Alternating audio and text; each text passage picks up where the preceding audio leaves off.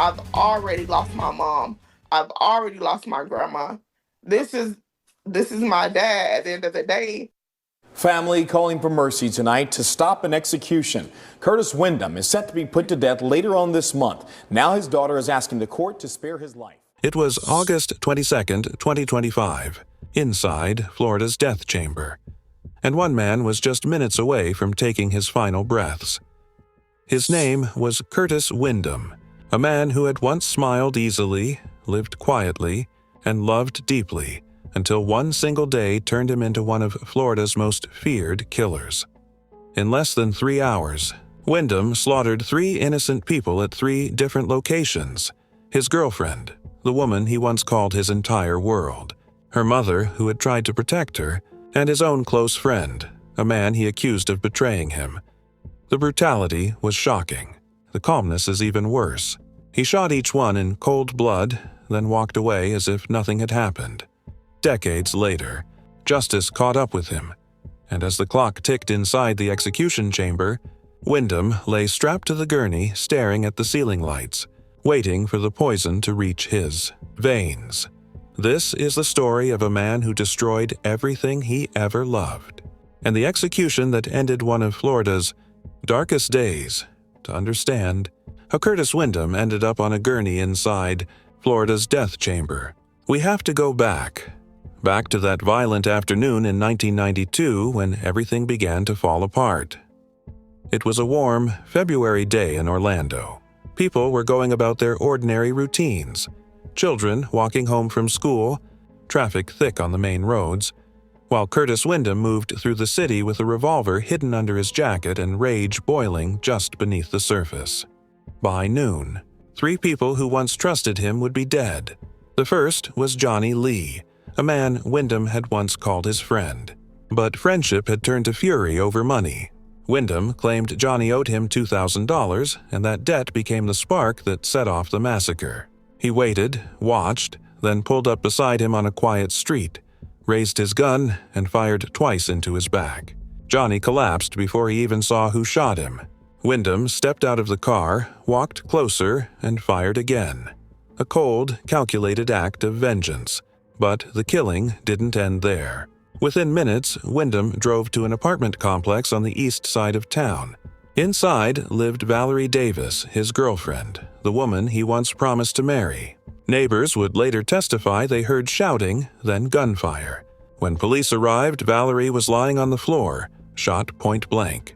There were no signs of struggle, just silence, blood, and disbelief. Moments later, witnesses saw Windom's car pull away, heading toward a residential street a few miles away. Sitting in a parked car at a stop sign was Mary Lubin, Valerie's mother. She never had time to react. Windom stepped up to her window and shot her twice, ending the life of a mother who had only tried to save her daughter. In less than 3 hours, 3 lives were gone. A friend, a lover, a mother, and Curtis Windom, calm, methodical, expressionless, vanished into the afternoon traffic as if nothing had happened. When detectives pieced together the scenes, even seasoned officers said they had never seen such controlled rage. 3 deliberate executions carried out with military-like precision. It wasn't random. I didn't panic. It was personal. When police finally caught up with Curtis Windom, there was no chase. He didn't run. He didn't fight. He simply surrendered, almost as if he already knew what was waiting for him. In the interrogation room, detectives described him as cold and detached.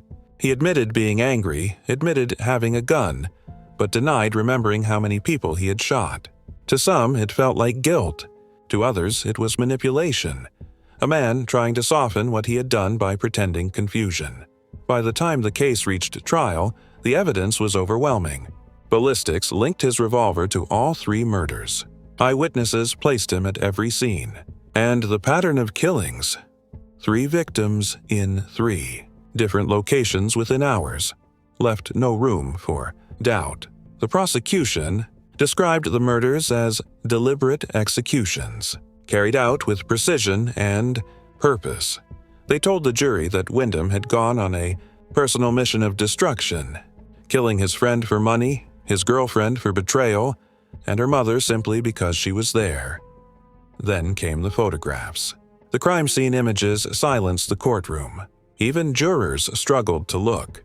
3 lives destroyed in a single afternoon. Windham's defense team tried to argue mental instability, claiming he had grown up with trauma, that he'd suffered breakdowns, that he acted in a fit of uncontrollable rage. But the state reminded the jury of something that couldn't be ignored. Windom had purchased the gun hours before the killings, loaded it, and driven from one scene to another without hesitation. This wasn't a breakdown. It was a plan. After days of testimony, the jury returned in less than 3 hours.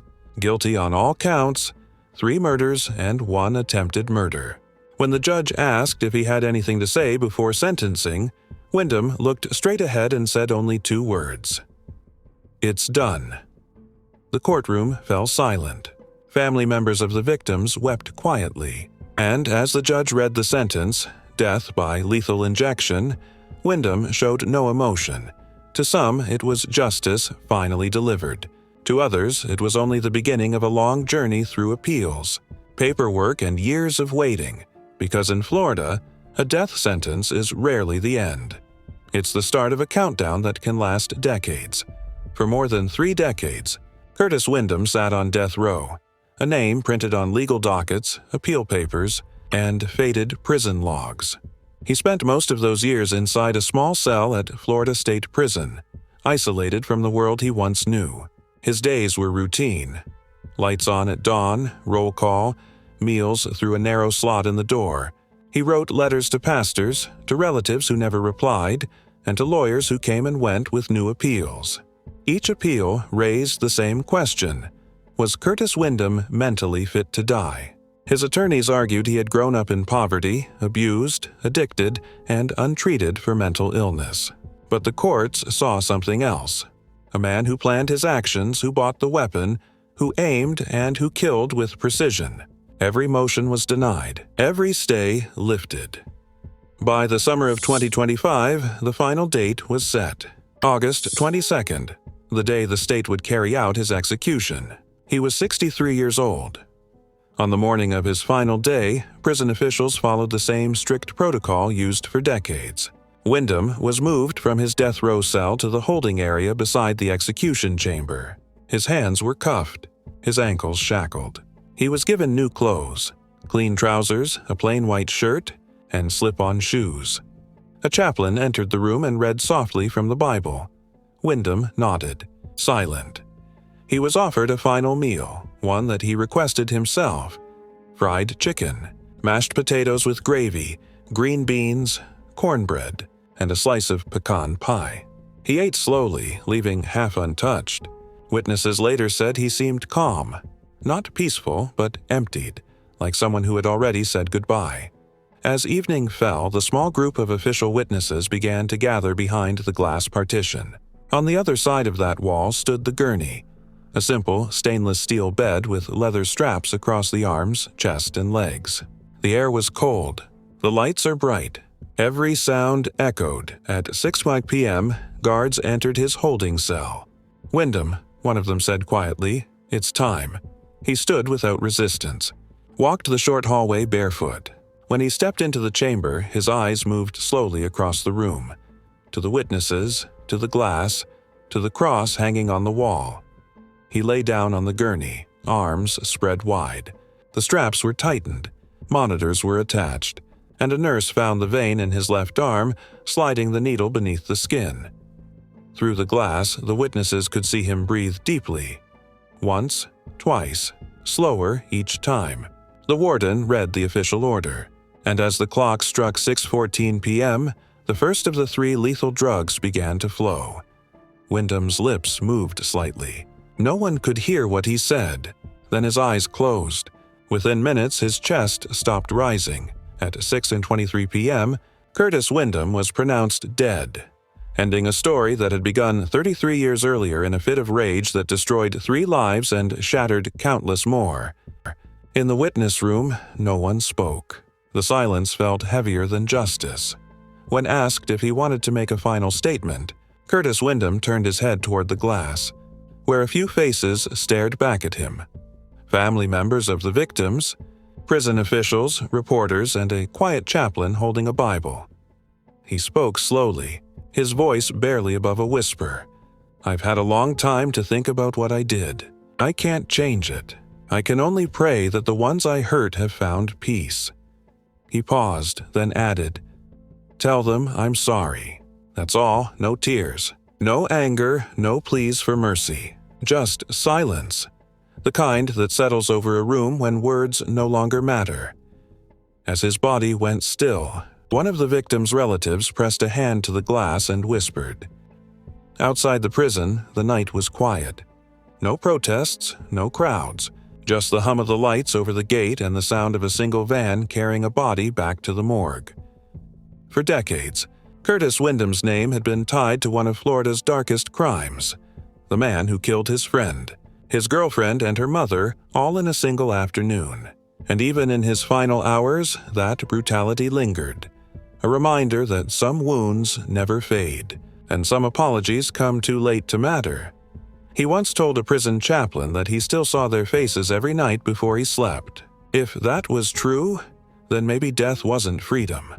Maybe it was the beginning of something else. Because in the end, this story isn't just about a man who died on a gurney. It's about the 3 innocent lives that never got the chance to live beyond that day. Do you believe a man like Curtis Windom can ever truly find forgiveness? Or are some crimes too dark to be redeemed? Let me know what you believe in the comments below. And don't forget to subscribe for more true stories